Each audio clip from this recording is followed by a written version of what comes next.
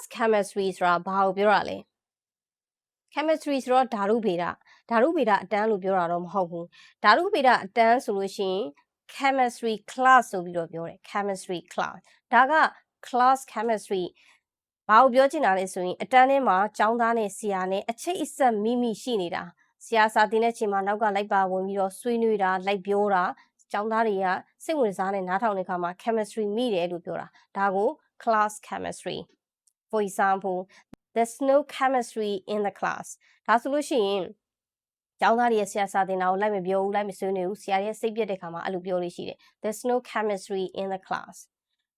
အတန်းထဲကကျောင်းသားတွေကတက်တက်ကြွကြွနဲ့လိုက်ပါပြီးတော့မှဆရာနဲ့တူဆွေးနွေးတယ်လိုက်ပြီးတော့စာသင်ကြားတယ်ဆိုရင် there is a great chemistry among the teacher and the students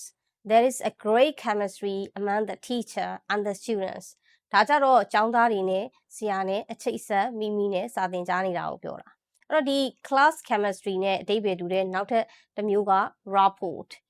ဆိုတာလည်းသူနဲ့အဓိပ္ပာယ်တူတူပဲအဲ့တော့ကျောင်းသားနဲ့ဆရာနဲ့အချိတ်ဆက်မိတဲ့အတိုင်းဖောက်ညီနေတဲ့ခါမျိုးမှာဆိုလို့ရှိရင် there is a good rapport between the teacher and the students there is a good rapport between the teacher and the students ဆရာနဲ့ကျောင်းသားတွေအချိတ်ဆက်မိမိနဲ့စာသင်ကြားနေကြတယ်ဘယ်လိုအဲ့လိုမဟုတ်ဘူး opposite ဆိုရင်ရော there is no rapport ဒါမှမဟုတ်လဲ there is little rapport in the class အတန်းလေးကကျောင်းသားတွေသိပြီးတော့စာကိုဂရုမစိုက်ကြဘူးဆရာနဲ့တူတက်တက်ကြွကြွလိုက်ပြီးတော့မသင်ကြဘူးဆိုတော့ class chemistry ဆရာနဲ့ကျောင်းသားနဲ့အချိတ်အဆက်မိတာဒါမှမဟုတ် rapport ဆရာနဲ့ကျောင်းသားနဲ့အချိတ်အဆက်မိတာ